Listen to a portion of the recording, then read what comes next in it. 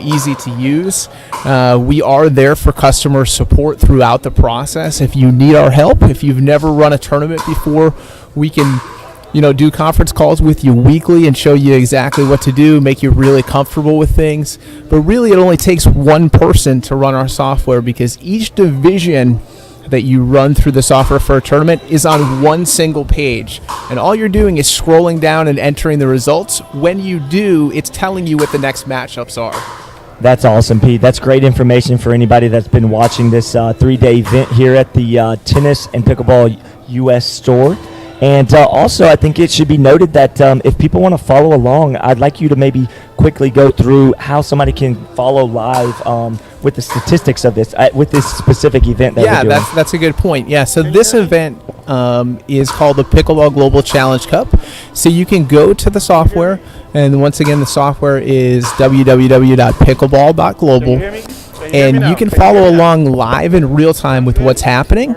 We have an app both for Apple and Android, so you can follow along on your phone, or you can go to the website, whatever's easier for you to do, and see the results as they happen. We keep track of the standing points as well as individual statistics as well. You can see that one of the tabs is MVP, and we track who is the most valuable player for this event. Currently, it's Michelle Esquivel. She is undefeated so far in this event, 6-0, and has earned 9 points for her team. No surprise there, Pete. Yeah, that's true. But it also tells you how many points she's won, and basically you can look at the software and tell that she's been very dominant in this event. Absolutely. I think that's great information for everybody. We are going to kick this event off here in just a few minutes. Pete, is there anything else you wanted to add before we get kicked off for this day 3? No, I don't think so. Just want to invite people to check it out, see what we do, and if they have questions, to reach out to us. We are very customer oriented. We want you to try the software and love it, and we will do whatever we can to help you along the way. If you love it, hopefully you'll use us again and or try our league software if you're running a tournament. So. Yeah, and I can tell you it's easy to fall in love with that software. I mean, again, it's just so easy to use. It's so user-friendly. And I've had a great time actually just scrolling through that and checking out all the details of the website. So, again, give that website one more time so people can get Absolutely. that. Yeah, the website is pickleball.global. If you search for it, it'll pop right up for you. Awesome. Thanks so much, Pete. I appreciate everything you're doing, man. All right. Thank you, Scott. All right, guys, we are going to get back to the action here. This is the kickoff to day 3. This important note to mention here about day 3 is that this is the championship day, which means each match played is valued at 3 points. And the reason that's so significant is because ending day 2, Team West led with 22 wins and 514 total points, and Team East is trailing with 11 wins and 391 points. So it's crucial that Team East comes out with guns blazing today. Absolutely needs to get some early wins here and rack up some points to try to make this a close matchup at the end here. We're going to kick this off with Lucy Kitcher serving to Lindsey Newman, and you've got Collin Johns as her partner on Team East, and you've got obviously Riley Newman, Lindsey's brother, on Team West. Here we go.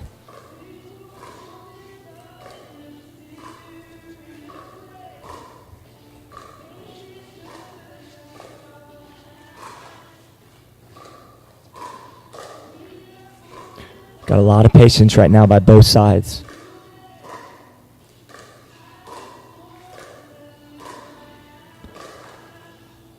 Lucy Kitcher can absolutely dink for days. That is her specialty. She is in no rush, no hurry. If you dink it to her, she will keep dinking it back. That is not something that she's shy about. Oh, that's a good left-handed get right there. She covered that court really well. Side out. Even though they didn't get that point, that builds a lot of early confidence between Collin and Lucy, because Collin knows that he can poach now and that Lucy can cover his back on that.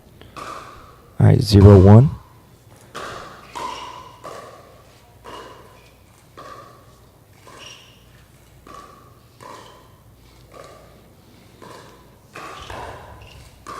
That's the reset right there by Lucy. And actually, she went on the attack right there. That's actually really impressive there. Usually, Lucy's known to just keep blocking the ball back. She actually put a lot of pressure on Riley right there and won that point.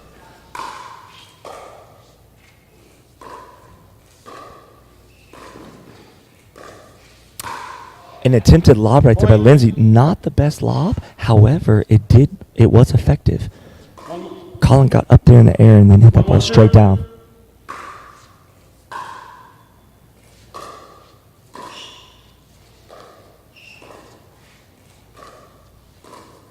Oh, look at that. Look how quick, Pete, that she went to that Ernie. That was last second. One of the indicators for somebody to jump to that Ernie is when the opponent drops their head and looks down to hit the ball. You shoot to that. You basically negate the 7-foot non-volley zone, and you're able to attack that ball from right up against the net.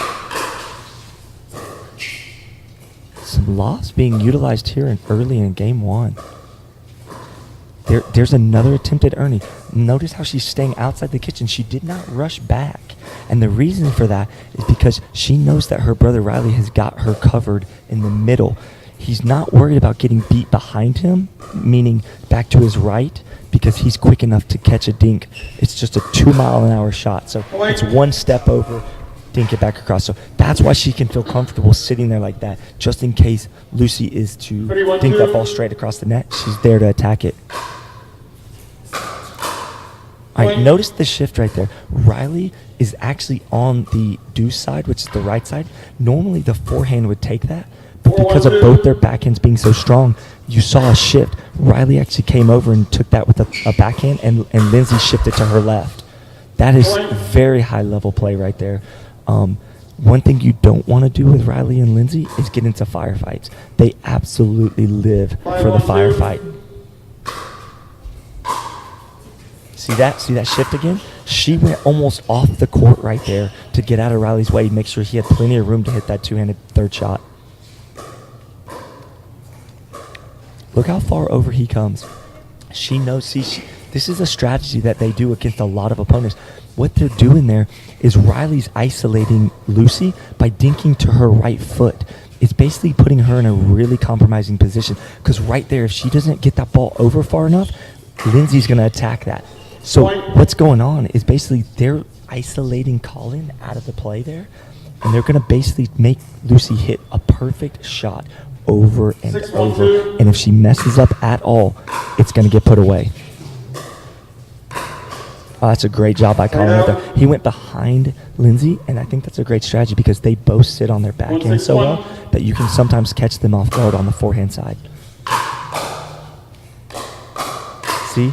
See how he was ripping to her backhand right there, Pete? That's a bad idea in my opinion, because she sits on it so well and their instincts are so good. You're not going to win a lot of those battles. You're going to get one or two every once in a while, but it won't be consistent.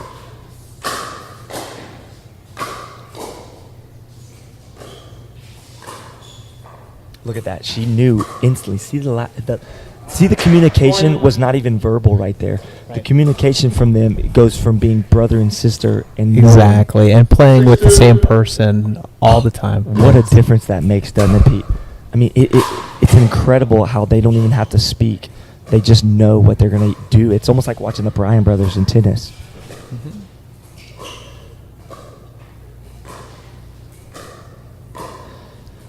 The one thing that I'll say that makes the Newmans so dangerous is because it's rare that you have two players that play together all the time that both have significant backhands and are very powerful from the backhand side.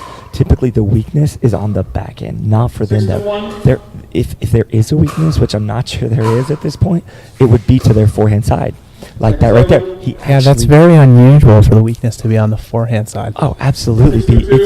And it really messes with the opponents because they're used to hitting certain shots that are going to basically, it's a rhythmic thing, and your muscle memory comes into effect there. And what opponents forget is that when they hit that shot, that's usually a weakness for a player. This is feeding right into their natural strengths. So that's what makes them so dangerous. And that right there. So how rare is it to see the female poaching in mixed doubles. Yeah. That is another thing that makes them so dangerous.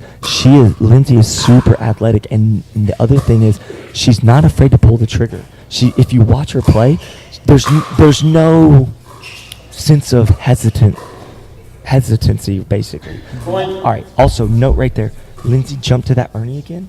It messed with Lucy's shot. She actually hit that into the net cord, top of the net cord, because she's having to think about Lindsey going to that Ernie. So again, watch how he comes all the way over.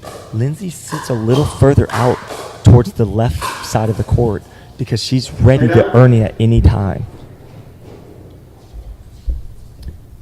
Watching pickleball, Pete, have you seen that type of strategy in mixed doubles where the female's the one doing the Ernies? Not usually. Exactly. That's what makes them so special.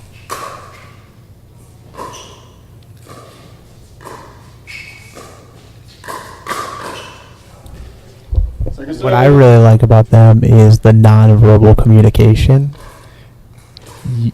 There's really nothing you can do about that as people that are just coming together for an event like this. They're just on the same page, aren't they? And pay attention to the court awareness that they have. Look how she's doing that again. She's not in a rush to get back. I think that's so important to note because so many times the unforced errors, Pete, come from people rushing to do something, rushing to get back, rushing to hit the ball, rushing to recover. She's not in any hurry to recover right there. All right, so we got a side out right here. Score is 9-3.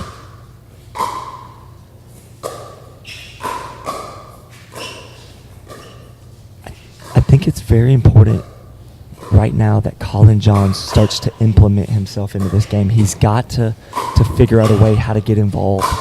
Because if it's up to the Newmans, Lindsey and Riley, they will isolate him out of this game, and they won't let him see very much action.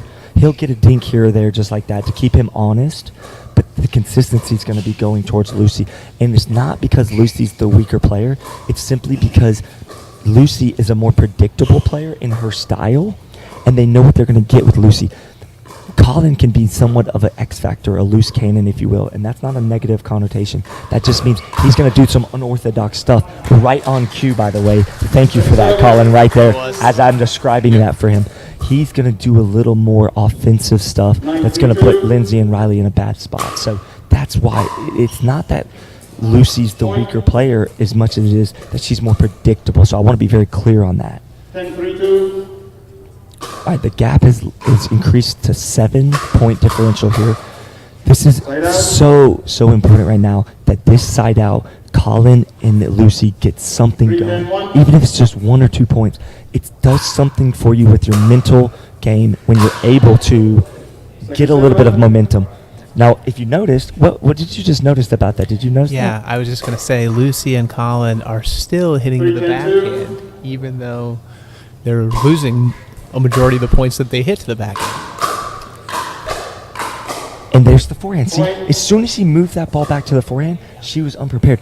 It looks like an unforced error, but that's actually a forced error because she's sitting on the backhand shot, and then he moved it slightly over to the forehand. It wasn't it wasn't away from her body. It was actually jamming her right about her right shoulder. She does get very low, which allows her the ability to kind of contort and get those over sometimes. But more times than not, Pete, they're going to win those exchanges when they can move that ball to their forehands. Yeah. At this level, Pete, it's such a small window of opportunity. There's very few weaknesses in these players. It's really more about finding creases and little things and little nuances throughout a game where you can exploit something. It's not even something you may be able to exploit for the whole day or a whole tournament, but maybe for that game you figured out something that unlocks success for you. So it's important that Lucy and Collin find something that works. And see right there, she didn't even leave that ball up very high. But because he was able to negate the 7-foot kitchen, and with his length, he's able to basically just put that ball away right up against the net. I would go ahead. Riley was moving on that one while Lucy's head was down. If you noticed that. Absolutely. He was already moving to it. Again, no hesitation by the Newmans. They know what they know where they're going to be, and they know what they're trying to accomplish. They do better than almost anybody in our sport. They go in with a great game plan, and they execute to perfection. Yeah. And they don't ever deviate from their game plans. They remind me of the Bryan brothers in tennis. I love it. That is a great analogy, converting over to pickleball. And these are two high-level tennis players, so they did convert over to pickleball. And I think it's important to also say that pickleball is no longer just a recreational sport that we're playing at the YMCAs across the country. We have legitimate forces, athletes that are coming over, getting addicted to this sport, and then competing at a high level and loving every minute of it. It's an easy sport to get addicted to. Oh, it's so easy. I know you guys seem to love what you do. You're around pickleball every day. You're dealing with people in pickleball. You're dealing with the software with pickleball. I mean, you guys have smiles on your faces every single day. All right, that ball hit long by Riley. At 12-4, he can afford to hit that ball with a little more pace and power. He's also got a second serve.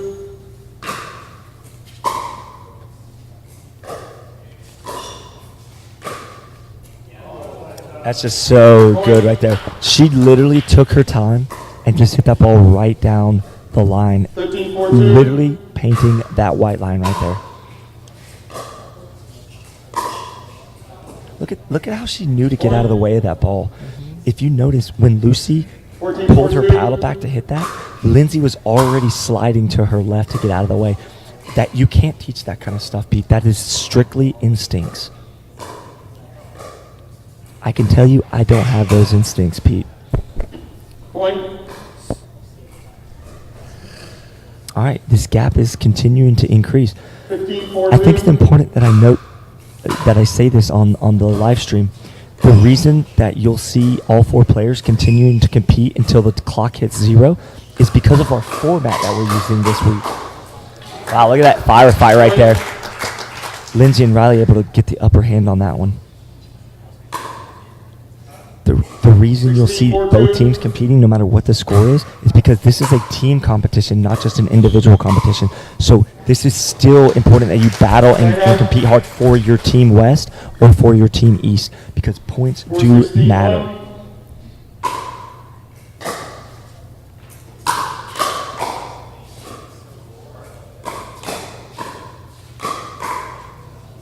I think it's also important to note that they're also going to compete hard because there is cash prizes on the line as well as pride. Pride is a big factor in motivation in the highest levels of the sport. Absolutely, and all of these players are extremely competitive to get to this level. You have to be. Yeah, there's no way you get to this top level, the elite level, without being a top competitor in whatever you do. And a perfect example of that is we went bowling last night. A few of the pros went out bowling, and the Newmans absolutely dominated in bowling as well. Also, Joey Farias was a top bowler. She just missed that. Actually, he didn't make her call right away, so I wasn't sure. It looked like that did just miss, though.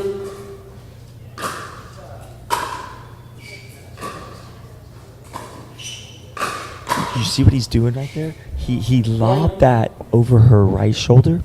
Most people would lob over the left shoulder. However, that's not smart with them because, again, they sit on their backhands, and also Riley's anticipating a lob over her shoulder. All right, she's got to be careful right there.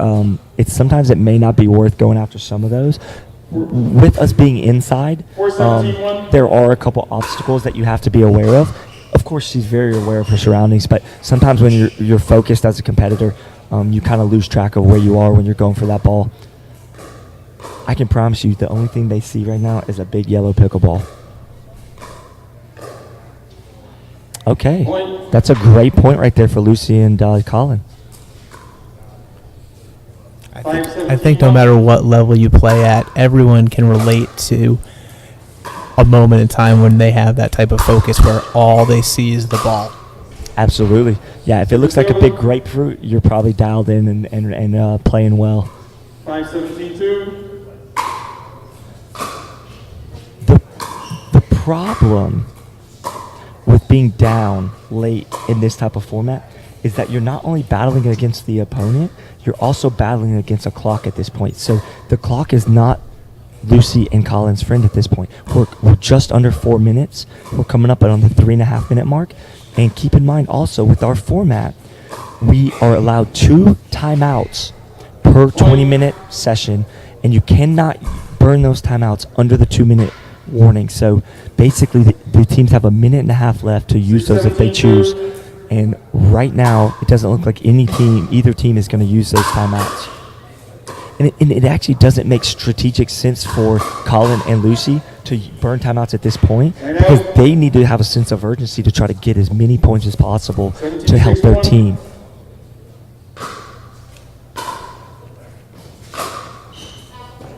Second serve.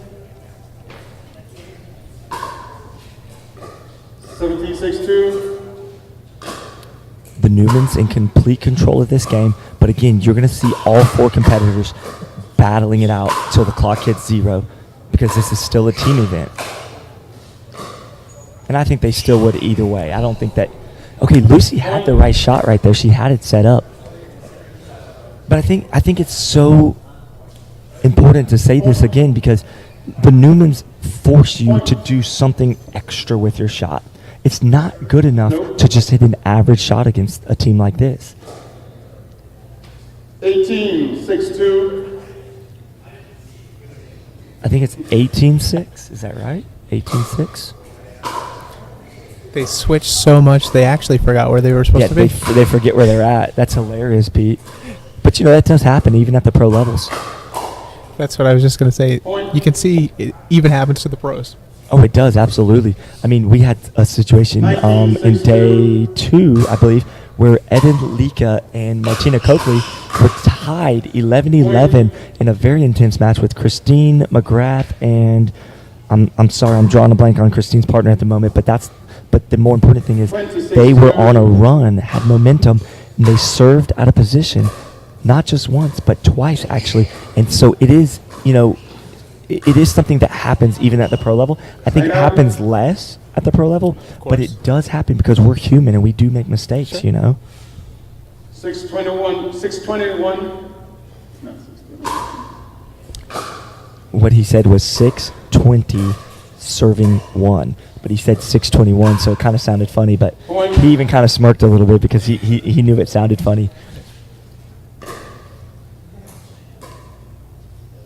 721. There you go. There's a slight pause right there between the 20 and the 1. He's a veteran ref. Byron Frezzo is one of the best refs in our sport and has been for some time now. Marsha, his wife, is also a top ref in our sport, and I think they're just an intricate part of our pickleball community. That point right there was a perfect example of what Scott's saying before. The Newmans just make you hit so many balls, so many shots over here. We're winners, or would normally be winners against other people, and they just keep making you hit another ball until you miss. Absolutely. And, if you watch styles and types of players in our sport, you've typically got an aggressive style play. You've got a conservative, more defensive style of play. For example, a Dominic Catalana would be considered more of a conservative defensive type of guy. Lucy Kitcher as well. And then you've got the absolute toughest type of player to play against is the player that can do offensive and defensive stuff so well that you really don't have a way to penetrate into chink their armor, essentially. All right, guys, that concludes our first game of day 3 in our first session. Final score, I believe, is 21-7. The Newmans take that victory for Team West. We're going to do a quick interview, and then we'll be right back to the action.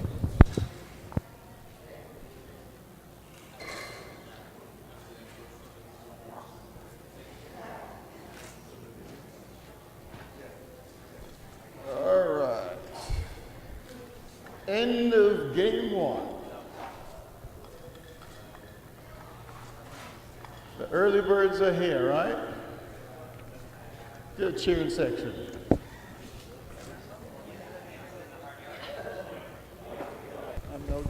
All right, guys, we've got our first interview of the day here in day 3 of the Pickleball Global Challenge Cup. I've got Riley and Lindsey Newman standing here next to me. awesome brother and sister combo here. One thing I noticed early right there is y'all's styles are so hard to compete against because you guys just don't make a lot of unforced errors. You put a lot of pressure on the opponents. Do you feel like that's one of the big advantages that you guys take into any matchup? Well, I feel like my sister does a really good job of putting a lot of balls in play. I mean, even a couple points there, she was literally on sprint mode trying to get defensive balls. We're just trying to make the opponents hit one more shot, put a lot of pressure on them, and Lindsey does that fantastic. That's awesome. Lindsey, one thing I noticed that you guys did as a kind of a strategy was you jumped to a lot of Ernies right there, and typically it's not something that you see a lot of female players doing. What works for you guys with that? It works because a lot of the time it does work. We do get a lot of points that way, and I know that if I try to Ernie, that Riley's going to have my back, and he's just going to slide over a little bit, and we'll play out the point and just try to make the other team make the first mistake. I love it, guys. Thanks so much for your time with this interview. Congratulations, and Team West with another victory. We'll see you guys down the road here. We got Lucy, Kitcher, and I think Collin's going to be taking a break on this one. Lucy, thanks for joining us here. Talk to us about what it's like to face against opponents that make it so difficult. It felt like you guys had to get a little extra on your shots to make something happen there. Is that the way it felt for you too, that you had to push a little harder? Yeah, I mean, Lindsey and Riley, they play together a lot. They're really a good team.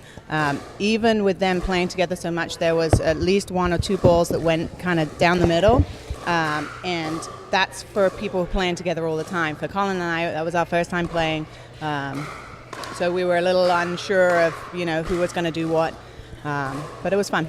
Absolutely, yeah, and that is one thing we see in pickleball is we do switch partners a lot, and that's pretty common across the board in tournaments. You run a lot of tournaments, and I'm sure you see players that one weekend they're at a tournament with you with a player partner, and then the next weekend they're competing against them, right? Yeah, absolutely. That makes it all more fun. It does. All right, thanks so much, Lucy. We appreciate your time very much. Good luck.